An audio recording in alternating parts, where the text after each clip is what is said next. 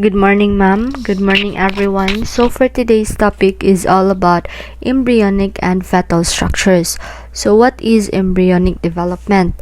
Embryonic development is when the embryo is formed and develops. So, it starts with the fertilization of an egg, which after is called a zygote. So, ang scientific name is embryogenesis. Next is the decidua. After fertilization, the corpus luteum in the ovary continues to function rather than atrophying because sa influence sa human chorionic gonadotrophin or HCG. Muna siya ang hormone secreted by the trophoblast cells.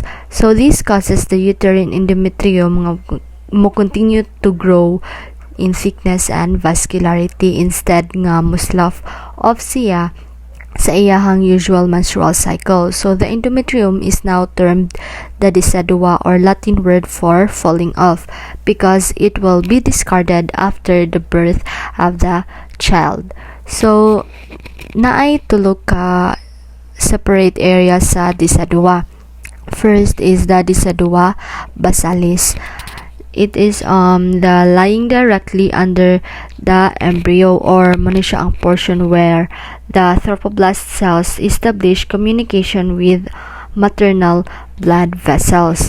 Next is nagsupply po din siya og maternal arterial blood to the lacuna between sa fetal chorionic villi and mag-receive og venous blood from the lacuna. Next is the decidua capsularis. So, muna siya ang portion sa endometrium nga mag-stretch or encapsulates the surface of the trophoblast. Next is the decidua vera, the remaining portion of uterine lining. So, as the embryo continues to grow, i-push niya ang decidua capsularis before it like a blanket. So, eventually, ang embryo magtikadako siya, and this action brings the decidua capsularis into contact sa opposite uterine wall, which is the decidua vera. So, the two decidua areas fuse, which is why nga at birth ang entire inner surface sa uterus kay mag-stripped away, leaving the organ highly susceptible nga mag-cause og hemorrhage and infection. So next is chorionic villi. So as early as the 11 or 12-day miniature villi that resemble probing fingers, termed chorionic villi, reach out from the single layer of cells into the uterine endometrium to begin formation of the placenta. So, ang chorionic villi are like tiny projections of placental tissue nga mura siyag fingers and mag-contain siya og same genetic material as the fetus. So, at term, almost 200 such villi ang ma-form. So, chorionic villi make up a significant portion of the placenta and serve primarily to increase the surface area by which products from the maternal blood are made available to the fetus. So, the outer of the two covering layers is the syncytial trophoblast or the syncytial layer. So, this layer of cells produces various placental hormones such as HCG, somatomotrophin or human placental lactogen, estrogen, and progesterone. So, all chorionic villi have a central core of connective tissue and fetal capillaries. A double layer of trophoblast cells surrounds this. So the middle layer or the cytotrophoblast or Langhans layer is present as early as 12 days gestation. So it appears to function early in pregnancy to protect the growing embryo and fetus from certain infections organisms such as spirochete of syphilis. So this is why syphilis is not considered to have a high potential for fetal damage early in pregnancy, only after the point at which cytotrophoblast cells are no longer present. So this layer of cells disappears, however, between the 20th and 24th weeks. Next is placenta. So the placenta arises out of the continuing growth of trophoblast tissue. So its growth parallels that of the fetus, growing from a few identifiable cells at the beginning of pregnancy to an organ 15 to 20 centimeter in diameter and 2 to 3 centimeter in depth, covering about half the surface area of the internal uterus at term. So, the placenta, muna siyang organ nga mag-develop in the uterus during sa pregnancy. So, crucial ni siya in keeping the baby alive and well during pregnancy. So, it is attached to the wall of the uterus, usually sa top or side. So, the umbilical cord connects the placenta to the baby. Next is the circulation. So, as early as the 12th day of pregnancy, maternal blood begins to collect in the intervillous spaces of the uterine endometrium surrounding the chorionic villi. So, by the 3rd week, oxygen and other nutrients such as glucose, amino acids, fatty acids, minerals, vitamins, and water osmose from the maternal blood through the cell layers of the chorionic villi into the villi capillaries. So from there, nutrients are transported to the developing embryo. So placental osmosis is so effective that all except a few substances are able to cross from the mother into the fetus, because almost all drugs are able to cross into the fetal circulation. So it is important that a woman take no non-essential drugs during pregnancy. So example kay alcohol sa example sa drug which can cause fetal growth disorders like premature birth, mag-increase og risk of miscarriage, or ang baby having a low birth weight. So perfuses across the placental so well that a pregnant woman are advised to drink no alcohol at all during pregnancy. Mana siya, dili pwede mo take og drugs ang mga pregnant woman during pregnancy kay makakos ni siya og like mga kanang mga disorders or like mga problems sa baby.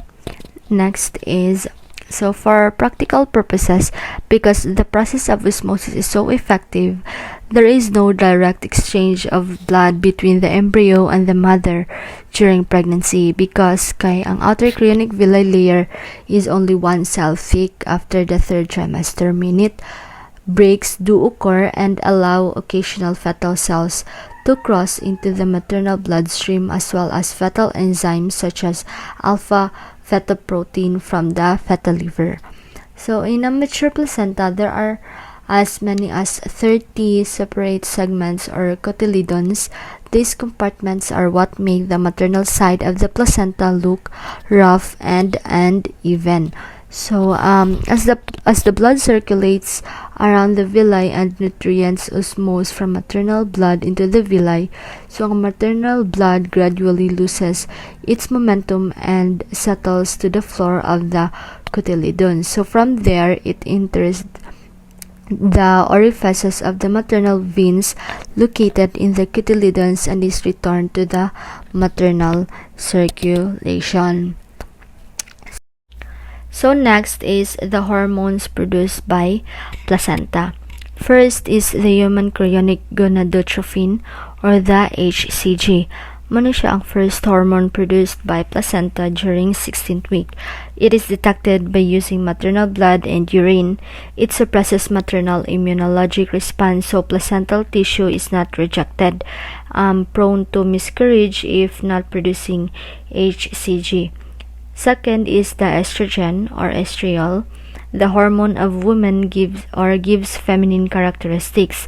The second product of placenta contributes to mammary gland secretions and stimulate uterine growth. Next is progesterone, the hormone for pregnant women or hormone sa mothers. So it maintains the endometrial lining of the uterus during pregnancy or prevent sa miscarriage. It reduces contractility of uterine muscle or prevents premature uterine contractions. Last is the human placental lactogen or human chorionic somatomotrophin.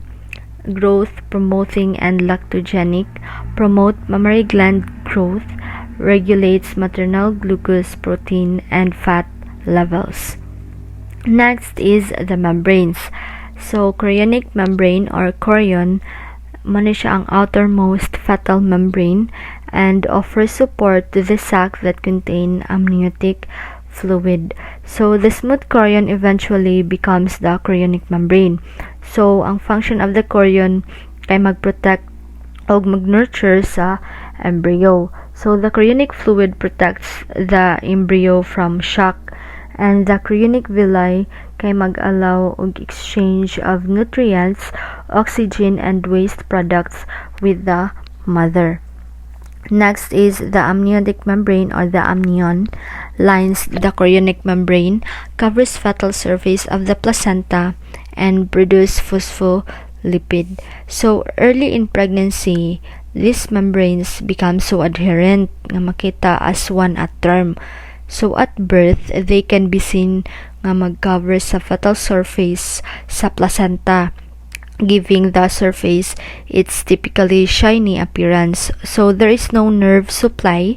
So when they spontaneously rupture at term or artificially ruptured, neither woman nor child experiences pain.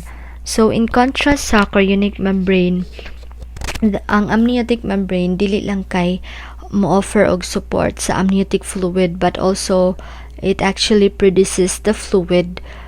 So, in addition, it produces a phospholipid that initiates the formation of prostaglandins, which nga mag-cause og uterine contractions and maka-trigger nga mag-initiates og labor.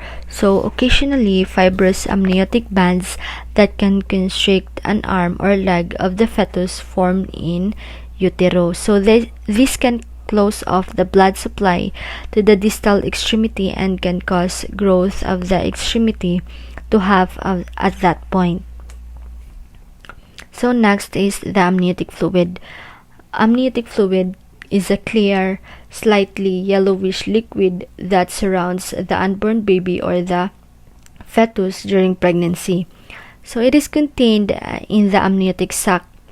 So polyhydramnios may occur if ang fetus dili makaswallow og normal amount sa amniotic fluid due to a gastrointestinal, neurological, or other problem. It also contains important nutrients, hormones, and antibodies and makatabang to protect the baby from bumps and injury. Next is hydramnios. So it tends to occur in women with diabetes because hyperglycemia causes excessive fluid shifts into the amniotic space. So it also a condition that occurs when too much amniotic fluid builds up during pregnancy. It is called amniotic fluid disorder or polyhydramnios. Next is oligohydramnios. A disturbance of kidney function may cause oligohydramnios or a reduction in the amount of amniotic fluid less than 300 ml in total or no pocket on ultrasound larger than 1 centimeter. So, ang oligohydramnios na siya gamay lang na amniotic fluid around the baby during pregnancy and can be caused by uteroplacental insufficiency, drugs, fetal abnormalities, or rupture of membranes. So, magkakause ni siya problem sa fetus like sa growth or restriction, limb contractures, death, or delayed lung maturation, or inability to tolerate labor. So next is the amniotic fluid is responsible for protecting the fetus. So the fluid cushions the baby from outside pressures, acting as a shock absorber. Temperature control. The fluid insulates the baby, keeping it warm and maintaining a regular temperature. Infection control. The amniotic fluid contains antibodies, lung and digestive system development. By breathing and swallowing the amniotic fluid, the baby practices using the muscles of these systems as they grow. Muscle and bone development. As the baby floats inside the amniotic sac, it has the freedom to move about, giving muscles and bones the opportunity to develop properly. Lubrication amniotic fluid. It prevents parts of the body such as the fingers and toes from growing together. Webbing can occur if amniotic fluid levels are low. Umbilical cord support. So fluid in the uterus prevents the umbilical cord from being compressed. This cord transports food and oxygen from the placenta to the growing fetus. Next is the umbilical cord. So it formed from the fetal membranes. Muna siya ang amnion and chorion. It provides circulatory pathway that connects the embryo to the chorionic villi of the placenta. Its function is to transport oxygen and nutrients to the fetus from the placenta and to return waste products from the fetus to the placenta. Wharton's jelly, gelatinous mucopolysaccharide that gives bulk to the umbilical cord. So, kaning Wharton's jelly, muna siya ang mag-provide og cushion or protection and structural support sa umbilical vessels by preventing their compression, torsion, and bending. So next is, an umbilical cord contains only one vein carrying blood from the placental villi to the fetus, but two arteries carrying blood from the fetus back to the placental villi. So the number of veins and arteries in the cord is always assessed and recorded at birth because about 1% to 5% of infants are born with a cord that contains only a single vein and artery, and from 15% to 20% of these infants are found to have accompanying chromosomal disorders or congenital anomalies, particularly of the kidney and heart. Because the rate of blood flow through the cord is so rapid, it is unlikely that a cord will twist or not enough to interfere with the fetal oxygen supply.